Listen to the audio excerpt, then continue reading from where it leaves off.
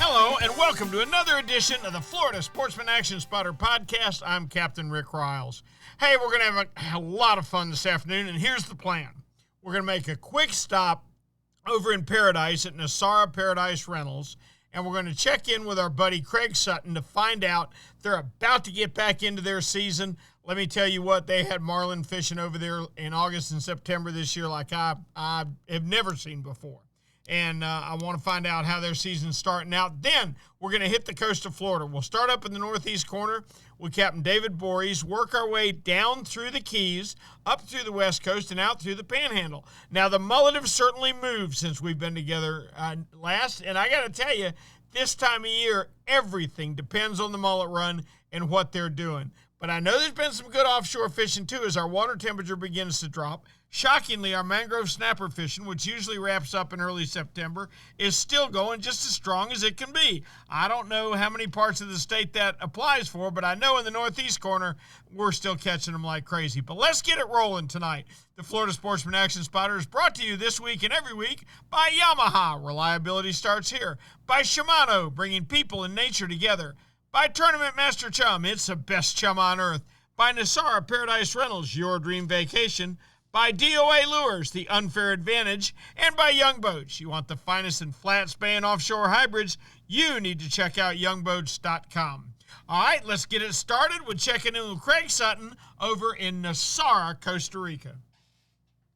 All right, let's get tonight started now. We're going to check in with a guy that is all worn out, not from fishing, because this is the season over in Nosara where they redo all the boats. And let me tell you from experience, they do a fine job. Boy, when you step on one of the Nosara fleet, they are ready to fish. Craigie, how are you? I'm good, Captain Ricky. Real good, man. There's an awful lot of people that don't understand you got to put in the work if you're going to put up the fish. Oh, absolutely. Yeah. I heard the ratio one time. It was like 1 hour of maintenance for every 12 of fishing. I don't know if that's true or not, but our boats will run 200 plus trips and some of them even close to 300. So you're going to have to do some maintenance on if you want to keep them right. And if you don't do the maintenance, it's going in about 2 or 3 years, you're going to find them at the bottom of the ocean. Yep. That's a good point. One of the truest things I ever said too ever heard was, if you buy a John boat for $100, you better stick a $10 bill in your wallet because you're going to need it sometime during the year. If you buy a sport fishing boat for $1 million, you better put $100,000 in the bank somewhere that you know that you're going to need sometime during the year. That 10 to 15% just seems to hold on any kind of boat, doesn't it? Yeah, maybe even a little more than that. A lot of it has to do with how much you use it and stuff. But yeah, nowadays these big high horsepower outboard motors are costing $70,000, $75,000. Oh yeah. But it's you better have a little money and a lot of wherewithal if you're going to mess with boats. That's for sure. Craigie, let me ask you a question. When will you guys be back in the water fishing? Well, we've got a group coming in next week, so we're going to put the harvester in the water, and we may keep it in the water the rest of the month. I've got some people that I'm waiting on deposits for a little bit later in the month. Want to fish 3, 4, 5 days. So, we'll have the Discover Wonder completely finished. I'm going down next Tuesday, a week from tomorrow, and finish up. So they'll be ready to go back in the water probably 16th, 17th. I got you. And we'll be wide open November 1st. Oh, that's fantastic. That's great. That's the beauty of your place, isn't it? I mean, when shouldn't you be there? I mean, I don't know a time. I certainly don't know a time that I've ever been there they weren't biting. Well, Ricky, we're the only place in Central America that really has 4 different seasons, and each one's got its benefits where, most of Central America has been shut down since April, and they don't open up until the first week of December, where, November's a huge month for us, and we basically kind of pull everything back September and October because of the rain issue. But I come down there between the moons, and it's very, very little rain. Enough. So little rain, I don't have problems spraying boats in an open air garage. Good deal. All right, buddy. Listen, we sure do appreciate it. How can people get a hold of you if they want to have the trip of a lifetime to Costa Rica? They can call me at 904-591-2161. Thank you, brother. We appreciate it. Thank you. Have a good one.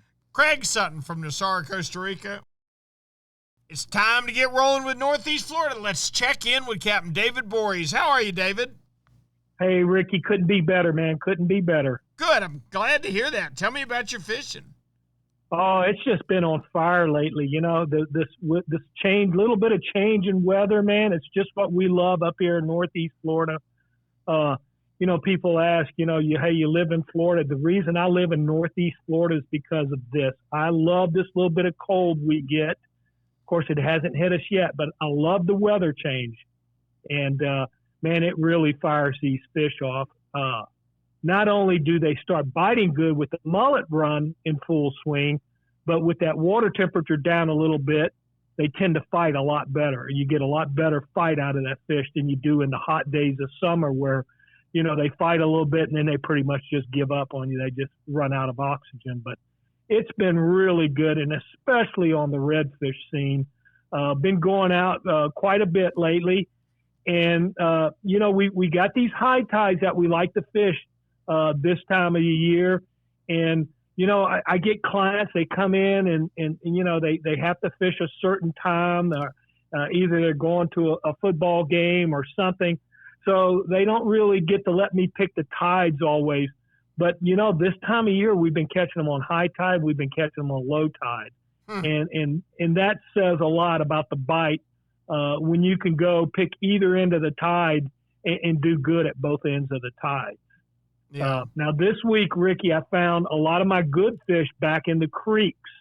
And that's main. I think there's a couple of reasons. I like, how I like to go back in those creeks and find those deep holes and work the edges of those deep holes around low tide. But, when there's a lot of boat traffic out there, I just don't get the same effect along that intercoastal that I do during the middle of the week. So on weekends, I tend to get away from the boat traffic, go back up in those creeks, and the fish aren't as beat up and they aren't as spooky. And we did really good this week, probably limiting out every day we fished. Oh, that's really good. No doubt about that. David, I'm heartbroken over the fact that we've got 10 more days now of flounder season. And yeah. And it's been good. It's been a good year. I'm sort of glad to see a turnaround. I'm not saying it's going to be a turnaround. We just don't know how these seasons go, Rick. As well as I do, 1 year does not make a comeback, I should say. One year doesn't make a comeback. But this year, it seemed like was a pretty good comeback. Oh, David, it's a big deal. Our group from church, we have a small group in church, and everybody loves to come to Ricky's house on Sunday afternoon, and we watch football and we fry up flounder sandwiches. And I don't have enough flounder put up yet because they haven't made it to my house for the most part yet. They came through in the spring, and now they've been pretty much gone. And doggone it, today, David, I had one on top of the water, maybe a little over 4. Ooh. And it was real low tide, and I couldn't reach the water with my net, and I couldn't get him to it. Oh, I struggled, and I finally got him up close enough to where I could reach the water with the net, and I went to slide him in, and, of course, you can guess the rest of the story. Oh, boy. I'm brokenhearted. I got to find me some more flounder in the next 10 days.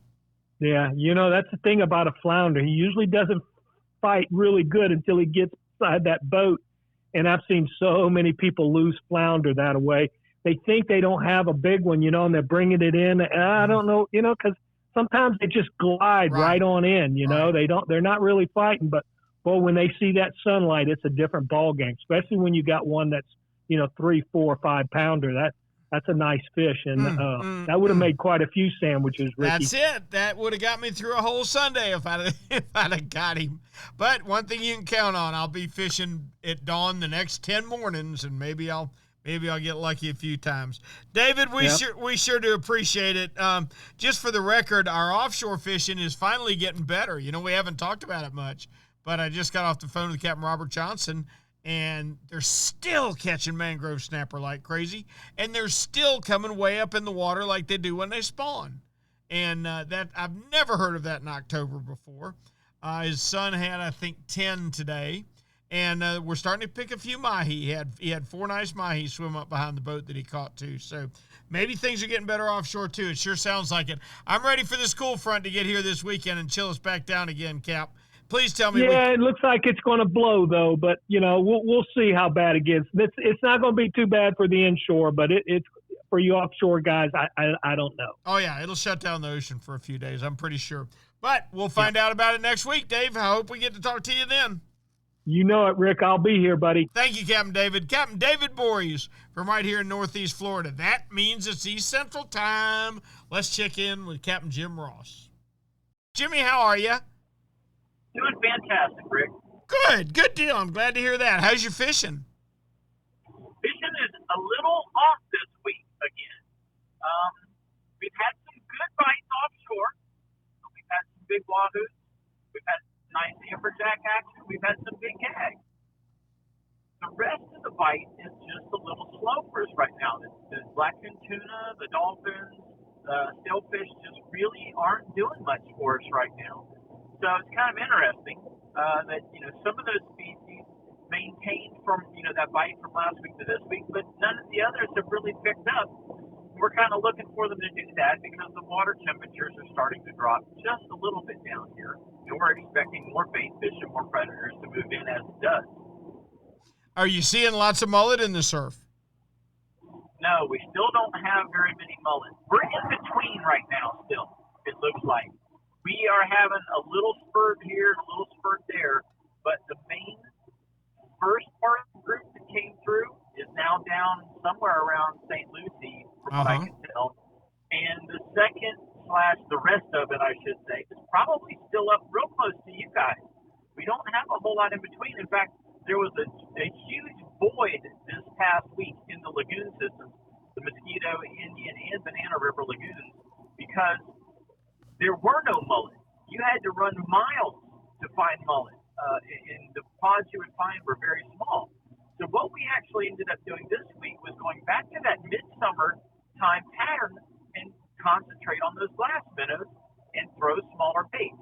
We were catching fish, catching some small snook, catching some small redfish, catching some small trout, but those bigger fish that we had been catching through the summer, you know, slot size and above slot, not nearly as prevalent this week, and I think it's simply because there's a lack of food source for them right now, and they follow those mullet out of our area.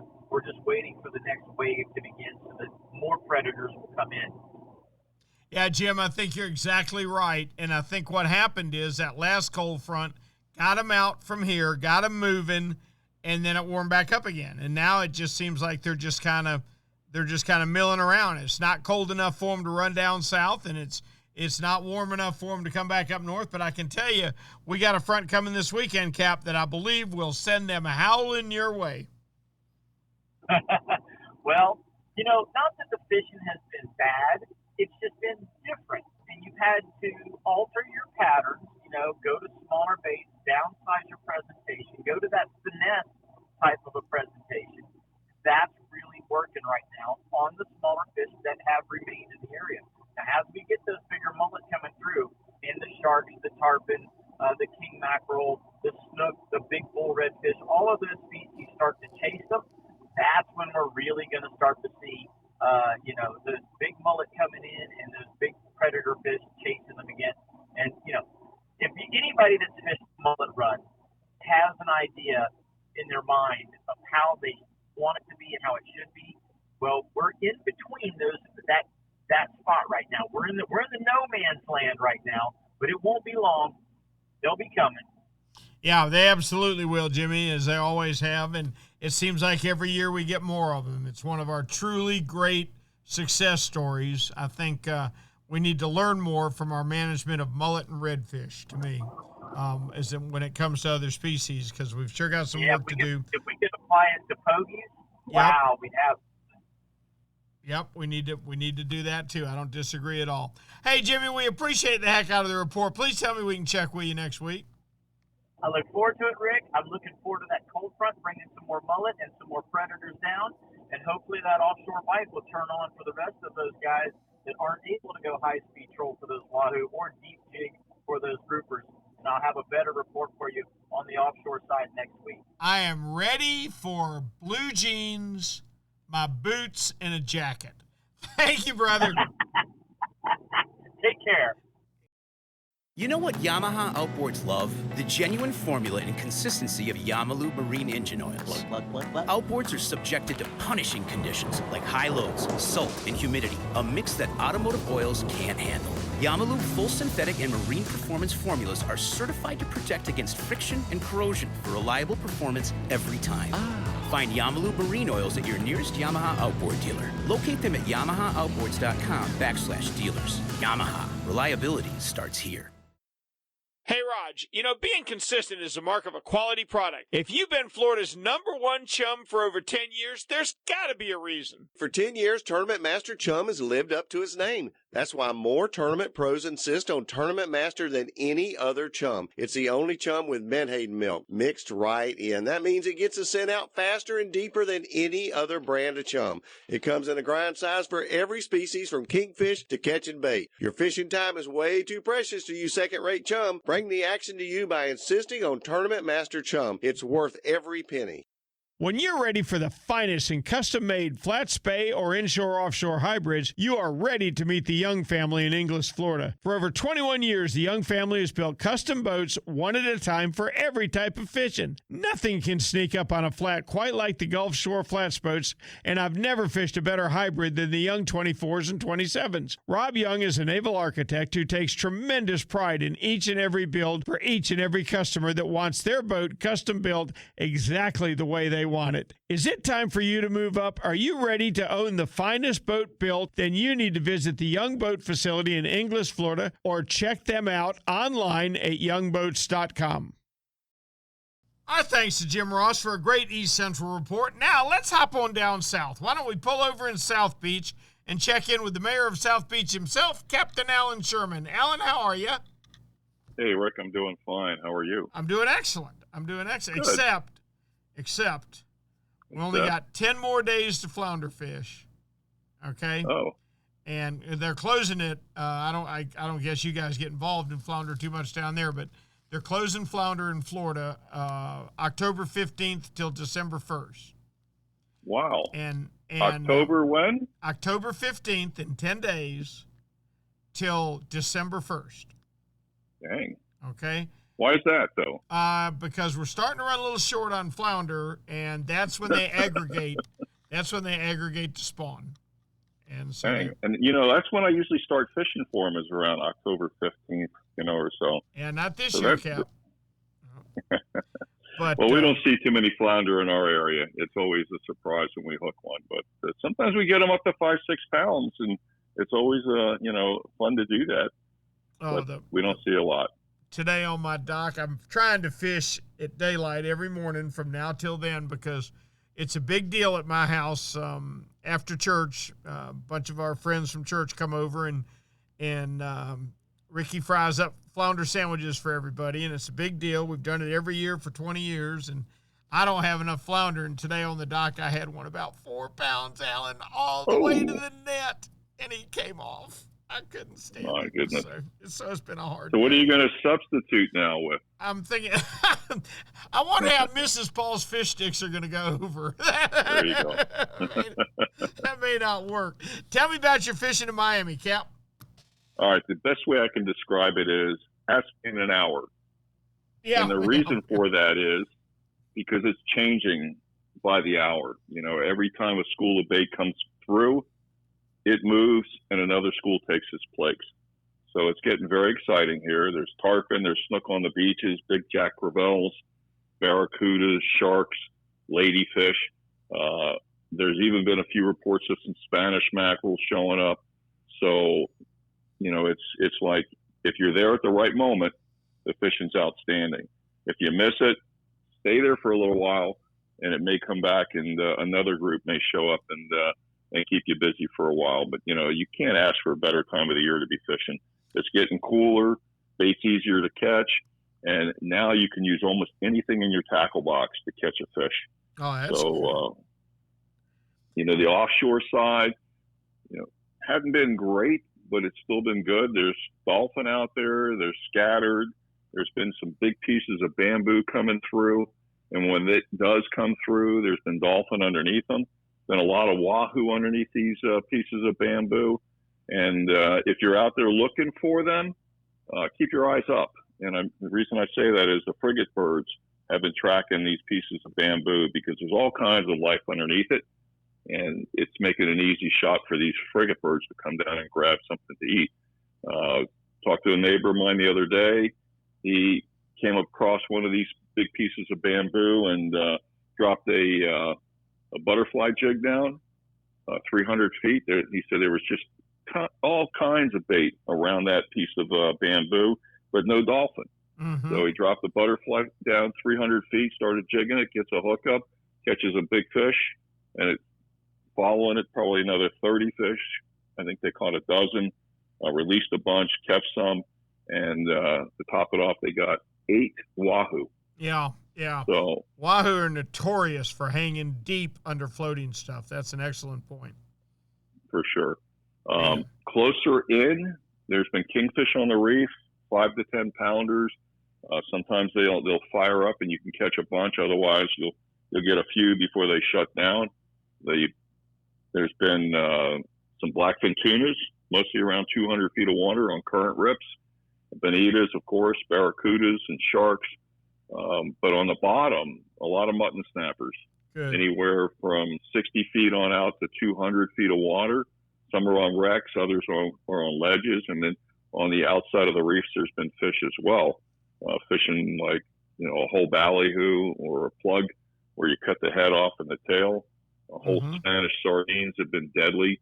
The guys like to use 2 to 4 ounces or more of lead, whatever it takes to hit the bottom, and to keep it close to the bottom, and long leaders that could be 12, 14, 20 feet long. They get that sinker to hit and that bait to lay out away from it and wait for the strike. But they're catching quite a few muttons. There's been some nice yellowtails. And at night, the yellowtail fishing's been really good on the reefs.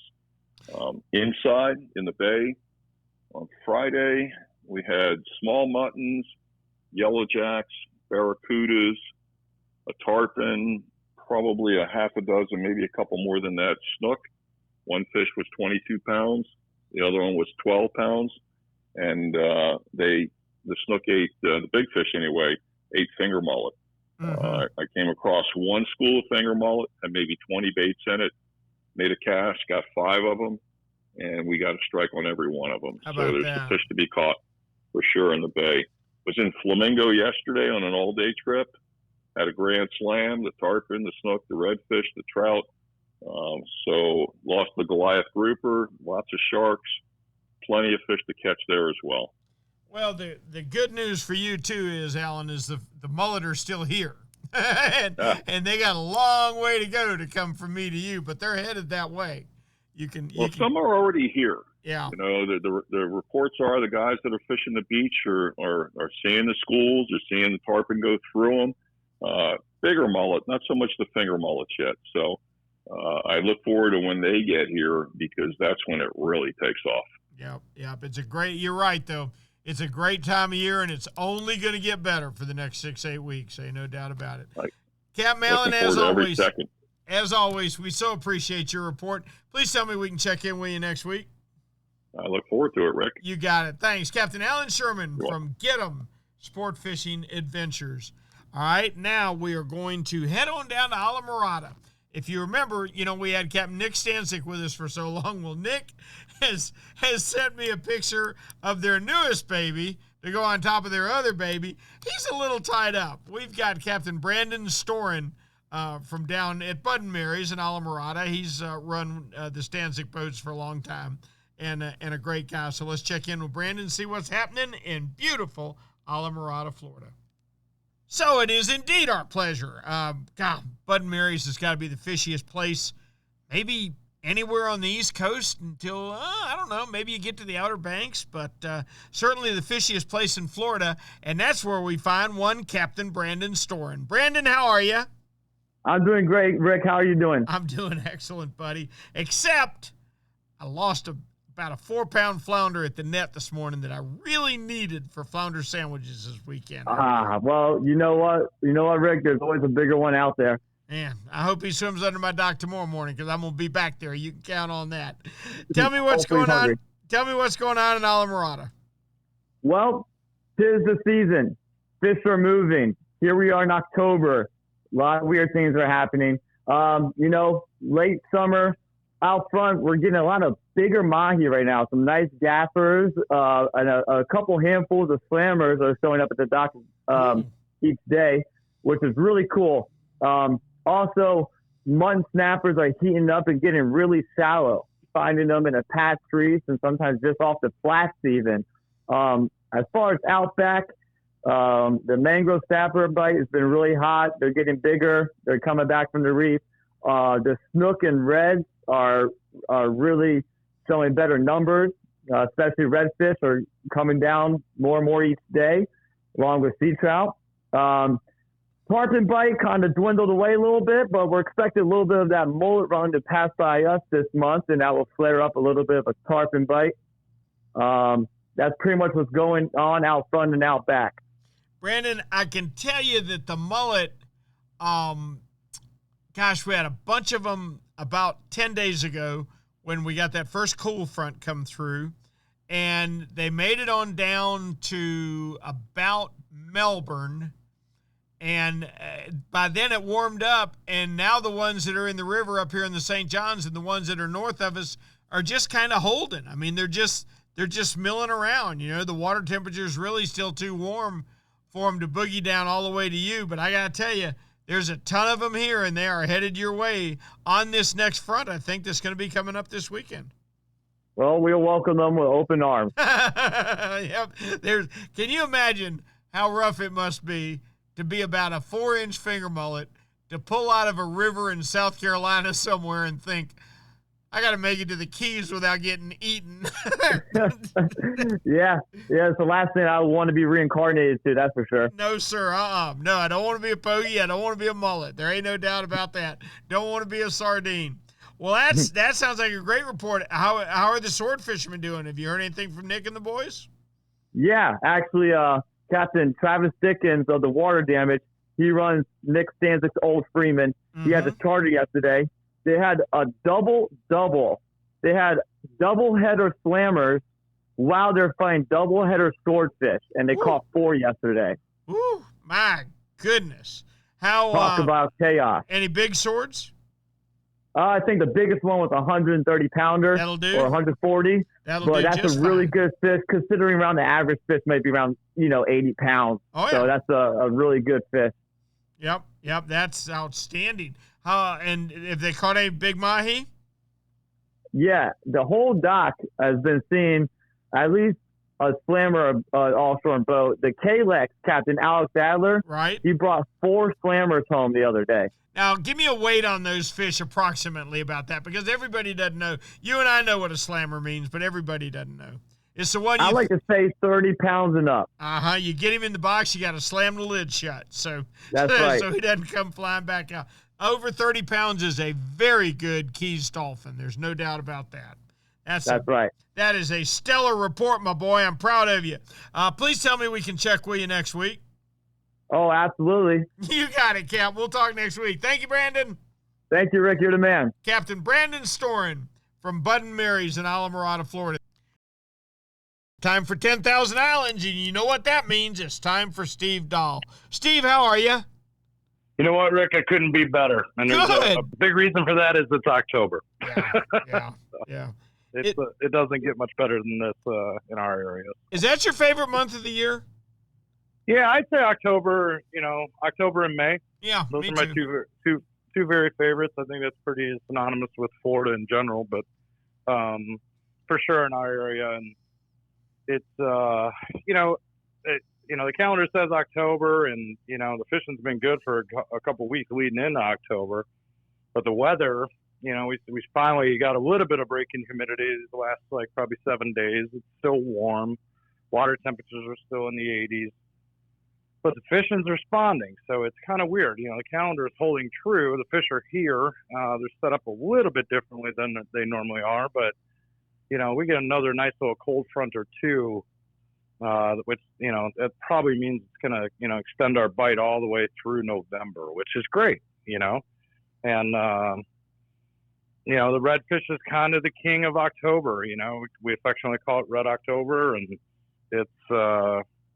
it produces. The one thing we're missing is these big fish, and we're spotting them on our nearshore waters, 4 or 5 miles out in big pods, and guys are kind of catching them, almost just by chance, but they're moving quick, and they're looking to move into the backcountry here. It's just, I think that water temperature, a little bit cooler out there. They feel a little bit more at home. Again, the ones we're catching inshore are still kind of darker hued, which means they've probably been here a while, under cover. And once we start seeing those, more goldish fish, or, I call them pale, once we start seeing pale ones come in, we know they're coming in from offshore in waves. And we really haven't seen that, And usually those bigger fish, those 30-inch class fish, usually come in October at some point. But I think we need one more cold front to kind of push that water temperature in the upper 70s, and I think it's going to be absolutely game on. But you could certainly go out there and catch, quite a few redfish right now. And the nice part is the snook are right along with them. So usually with the dip in water temperatures, we lose the snook fishing. But with that staying up, the snook are really comfortable. So it's kind of a cool time of year for us. But, I kind of call it maybe a transition time where we're not quite into what typically, fall fishing is for us. But it's this nice late summer, early fall pattern where we kind of take advantage of two really good species in our area.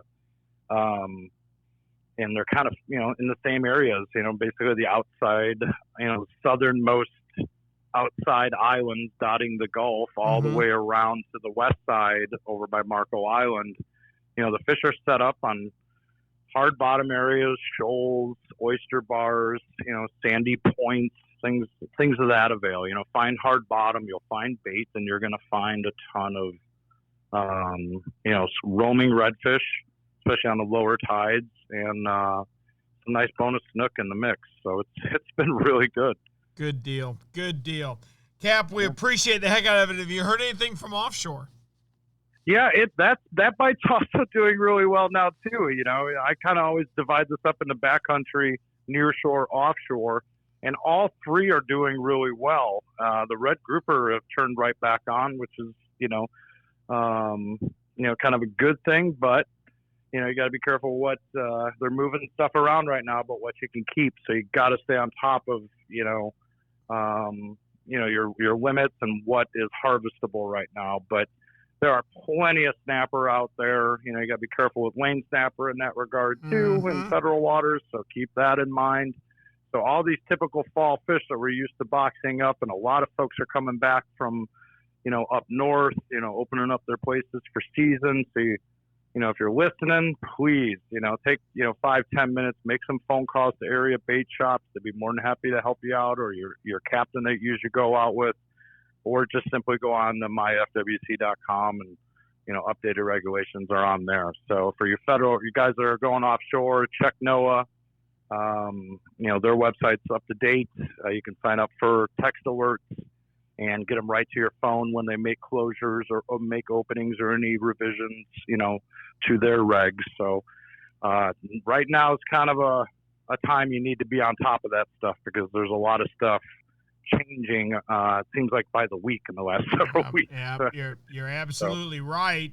We had a gentleman that I spoke with the other day that had moved down here from South Carolina, where the sea bass limit is 12 inches, and he went out of here and he kept for 12 inches, and he got stopped. That would be $1,600. That's some expensive sea bass, buddy. So Yeah, you're right. Get up to date on your regulations before you go, and they are changing constantly. There's no doubt. Thank you, Steve. Absolutely. Please tell me we can check with you next week. Oh, I can't wait for it. I really can't. Thanks, buddy. Absolutely. I appreciate you. Talk to you next All right, week. take care. Captain Steve Dahl. Time to move up into Southwest Florida and find out what's going on with Captain Greg Stamper. Greg, how are you? I'm doing very well, Rick. Been a good week of fishing. That's what I understand. I'm hearing that all over the state. It's like the seasons are trying to change, and the fish are trying to act like it's October. Yeah, no, we're definitely in that phase now where they got that little tiny piece of cool weather that came through, and they're starting to realize things are changing up quite a bit. And it's time to start doing different things. I can tell you, for me personally, in the back bays, the redfish bite this week was very, very good. I haven't had a bunch of big schools of fish yet, but the ones that we're catching are probably in packs of 3s and 4s and 5s. I'm sure they're going to get together very shortly, especially if we get one more front that kind of makes its way down here. Mm-hmm. All right. What are you doing with the snook? Snook bite's been fantastic. It's about that time, another maybe month or so at the most. But these fish are going to start moving off our beaches, all the small males, and they're going to get back in our estuaries, and they're going to chase those females around again, like they want to set the groundwork for next July so that they already know each other. Are the fish on the beach now? Can you catch them walking the beach? Yes, you can. That is so and the cool. The water where we are right now is still very nice, very clean. Unless you get like really close to some of the rivers, then it gets kind of mucked up a bit. But if you're south of, around my parts, Fort Myers Beach south, the water is very clean. You can still sight fish these fish. Not a problem at all. Not seeing a lot of females on the beaches, but there's definitely plenty of males. And you can have days if you just have the right stuff. You have whitebait or whatever. You probably catch 30 or 40 in a couple hours. Wow. Yeah, it's not a problem. How big do the males get, Greg? So most of the males, I think around that ballpark range of around 27 inches a give or take. That's probably when they do that transition. Most of them become females. But I do recognize at times there's a few fish where you're like, that's still a male, even though it's over 30 plus. But most of those big fish, as you know, are going to be female. Mm-hmm. Now they're not like grouper, are they? They don't change sexes. They're born either male or female, right? Right. Yeah. Well, I mean, these big snook get up there. Once they get to that certain range, they turn into those females, and then most of the small ones are all little males. Now I can tell you something crazy is the pompano are already showing up thick. What? So yeah, I know. I don't know what's going on. I fished for them in the past. We caught a few nice fish. We went to the back, and as I'm motoring around, I'm talking about 2 feet of water, Rick. This week we skipped a whole bunch of pompano in our back bays. And when I mean skipping them, there's a certain pitch that just kind of drives them nuts, I guess. We had one fish, which was fantastic for my client. We were skipping pompano as we were just idling from spot to spot, and one fish actually hit my cowling and ended up in the boat. How about that? 4 pounds. So 4 pounds? We were in good shape. Oh, big fish. How about that? They're That's already pretty here. cool. Yeah, I know. I even turned to my client like, that's really good eating. That's fantastic. Cap, we appreciate the heck out of the report. It sounds like things are just about to totally bust loose in your area because I know the bait is certainly headed your way. We appreciate it. Please tell me we can check with you next week. Absolutely, Rick. Talk to you next week. Tight line. Our thanks to Greg Stamper for a great Southwest report. Now, we're going to skip on up into the Big Bend and check in with one of my all-time favorite action spotters, Captain William Toney. William, how are you? Doing good right here in downtown Homosassa, shopping at our local Cane's Ace Hardware for tomorrow's shore lunch. Well, what's important to me is, are you getting any breading for that fried backstrap you'll be having for breakfast? No, not yet. That doesn't happen till this Wednesday. That's going to be my day off. I've already planned it. The deer's going to walk out and actually quarter away from about 12 yards. I'm going to skewer him with an arrow and then back my truck up. And I'm going to take the backstrap out and fry that night. Leave the rest for the processor to take care of, and it'll be all done. I love your plan. I mean, what could possibly go wrong with that plan? Hey, I got to plan I was talking to my clients, and every day that I go out fishing, and every day is a little bit different. You guiding and all the other guys and, the podcast and everybody who guides.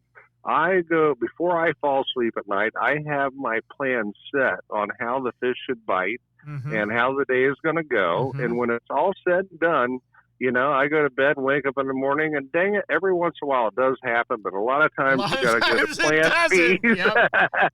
Yep. You know what I hate worse than anything? Okay?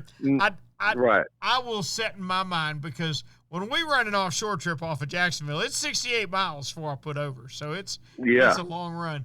And we get out there, and I think, all right, I'm going to pull 3 or 4 tuna off the 2950 rock, and then we'll start working north and looking for wahoo.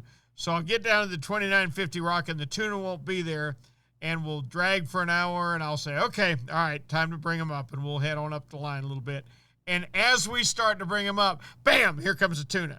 Well, better not leave yet, So you drag another hour, right? You do. You go, God, I should have gone on up there.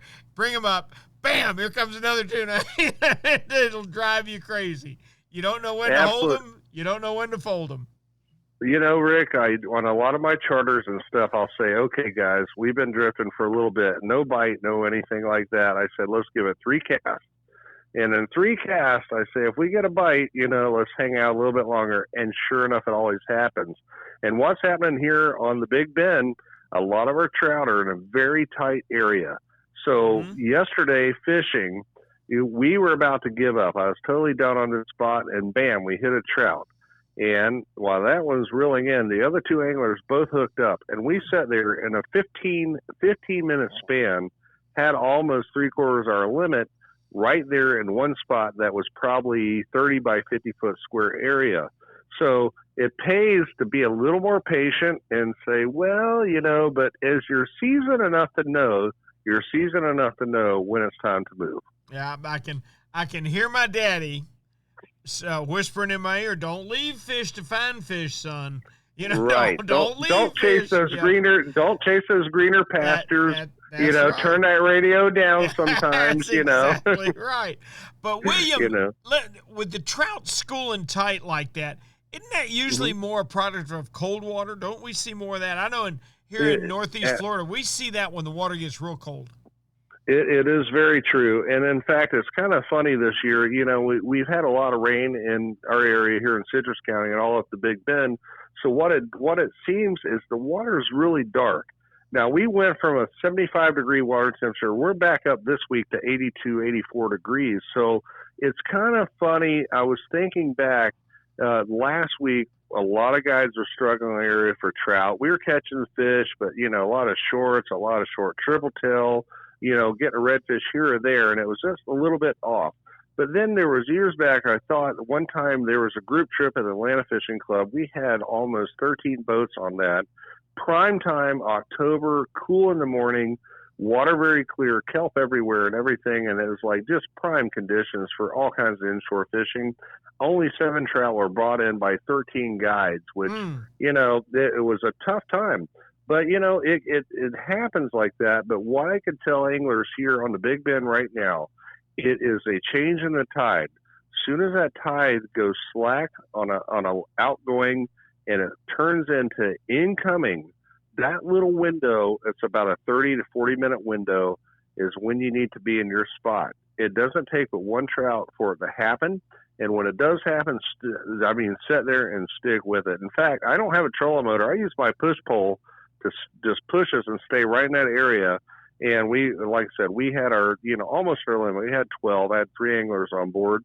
And it was all, you could almost put the cork on top of the other cork on the popping cork rigs, and it would go down. And when it died, it died. And same today with mangrove snapper. on those rocks. It's an incoming tide. As soon as it changes, and had them fired up. We did very good. We needed one more, and I had to drive about another 3 miles to find one more snapper. But we made it happen. Yep. Well, buddy, I tell you what, think about me when you're frying up that shore lunch tomorrow. I sure wish I was there. Thanks, William. As always, we appreciate it so much. And please tell me we can check with you next week. We'll be right here in downtown Homosassa. You Thanks, got it. Rick. Good luck with you, dear brother. All right, Bo. Before we head out to Kevin Lanier to find out what's going on in the northwest section of the state, we are going to hear a word from D.O.A. Man, is this heat ever going to end? And it means the water temp is still way up. Well, just like the great fish always do, the biggest and the baddest of so many species we fish for are holding in deep water in an attempt to cool off. You name it. If it feeds deeper in the water column, it can't refuse the D.O.A. terrorize. It dives straight down and it crawls across the bottom with an action no deep feeder can resist. Whether it's a crappie deep under some lily pads or a tarpon rooting around the bridge pilings, D.O.A. makes a size and color terrorize that they just can't say no to. Flashing that big bright eye in front of any bottom-feeding game fish, well, it's just unfair. Maybe that's why they call D.O.A. lures the unfair advantage. Time for the Northwest, so that means it's time to talk to Captain Kevin Lanier from KC Sport Fishing.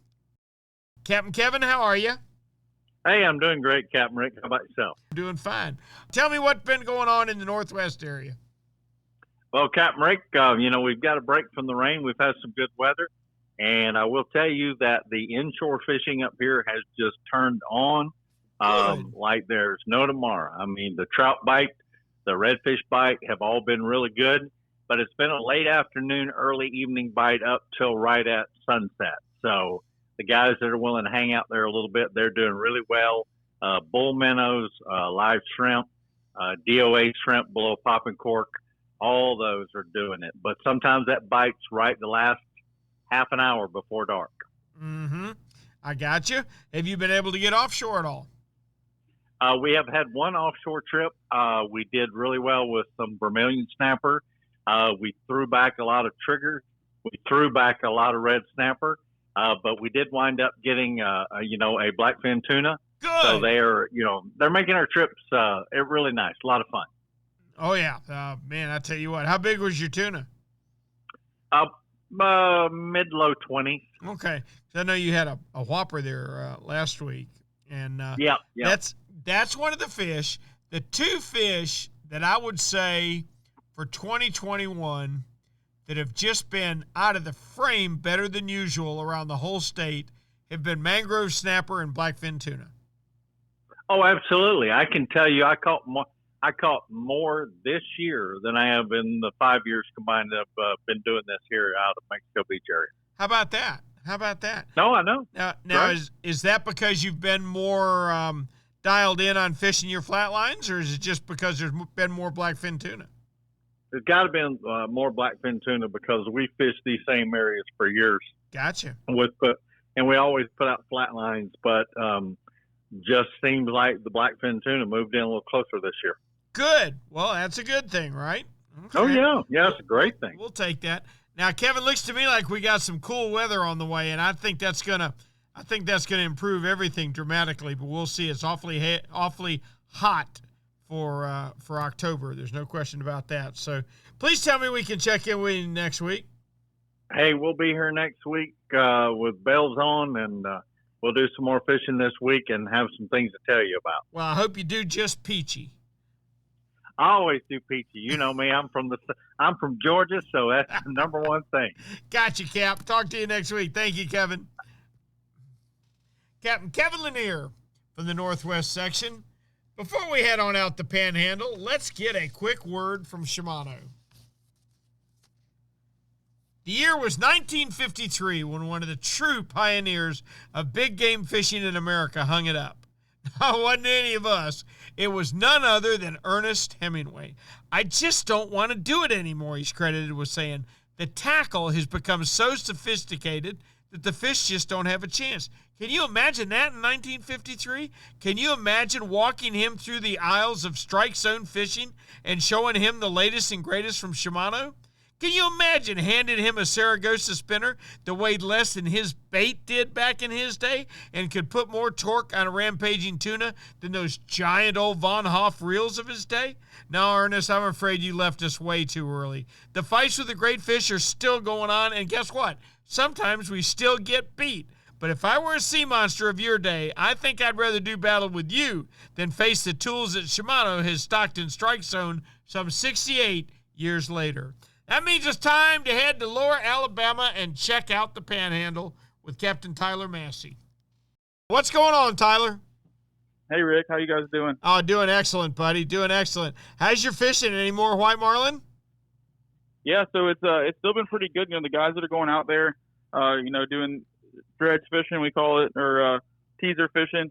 They've been still doing pretty good. The guys I fished with went back again. They caught another 8 this last week. So I think we got another couple weeks of it being good, and then it's going to peter off. But yeah, if you can get out there, good weather window, fish an area around what we call the steps, and it's been pretty good out there. Now, did they have when you said they were teaser fishing? Did they have natural mullet dredges down deep, or did they have squid teasers on top? How did they do it? Just pulling squid chains up top. It's like a triple squid chain with one ballyhoo on the very back of it. Yeah. And then we fish a rig, a naked ballyhoo just right behind it, maybe like 10 feet behind the teaser, and then one long, and then we have one ready to pitch. If we tease one right to the back of the boat. Now, did they get 8 in one day, or was that a 2-day trip? It was a 2-day trip. Gotcha. Okay, that's some good marlin fishing for Florida now. Yep, very good, very good. Have they seen any blue ones? Have you heard? Yep, there's been some blue marlins in the mix, but mostly closer to the oil rig. They're fishing live baiting around the oil rigs. There's still some blue marlins around, and then also fishing the fads. The guys that fish those fads that are they're 55, about 75 miles offshore here, and it's 8 of them in almost a triangle pattern. And the guys have been getting a couple shots at blue marlins fishing those, but just about every single day there's some sort of blue marlin action on one of them. So hey, that's cool. If you want to do some trolling, that's going to be the area to go to probably. All right. What about closer to shore? So inshore fishing, been getting better and better. We're catching flounder, every trip just about, and redfish. Mangrove snappers mixed in, just fishing the exact same way you fish for the flounder redfish. But we've been pretty much fishing, Carolina rigs with some sort of live bait, whether it's a shrimp or a bull minnow or a finger mullet, something good action, that we fish near the bottom. Fishing near rock structure, and also around a little bit deeper docks, and it's been producing very well. Now, let me ask you, are you guys included in this? Is the Gulf included in this flounder closure that happens on the 15th? Yep, we do. We will close. I know we closed for gigging. Is it closed for everything everywhere else? I know on the East Coast it's closed for all recreational. I don't like the fact that they left the commercial open, but they did. Yeah. But for all of us poor recreational guys, I'm kind of upset, Tyler. I live on the river, and I've got an excellent dock to flounder fish off of, and I know a commercial flounder fisherman that'll be sitting off my dock just about every day during the closure, but I can't fish. Yeah, that seems a little bit of an overreach. Yeah, I don't like that. Sure. Yeah. I mean, I know the flounder in our area do need a break, and I agree with no gigging during the spawn. But rod and reel fishing, you really don't hurt them as bad as you do gigging. I grew up flounder gigging. It's a lot of fun. I still enjoy doing it, but we've definitely done a little more damage probably than we should have gigging back in the day. Oh yeah. There's a lot of things we did back in the day we'd never dream of doing today, and that's certainly one of them. How's your bottom fishing been offshore? Bottom fishing's been good. So we actually have been catching vermilion snapper pretty good. We got amberjack still in season. We got gag grouper still in season. Scamps are biting pretty good. So we do also get a fall red snapper season for our boats with the federal permit.